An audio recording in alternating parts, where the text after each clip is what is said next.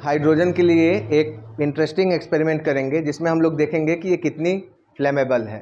ठीक है, इसके लिए हमने यहाँ पे सोडियम हाइड्रोक्साइड ले रखा है। ठीक है, और ये हमारे पास सोप सोल्यूशन है। अब इसमें हम एल्यूमिनियम फॉयल डालेंगे और H2 गैस इवॉल्व होगी।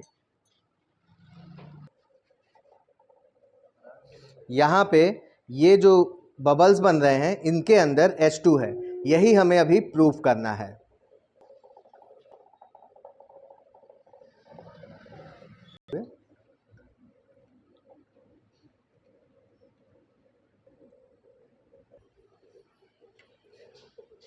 और ये हम करेंगे इस समय, देखेंगे कितनी फ्लेमेबल है।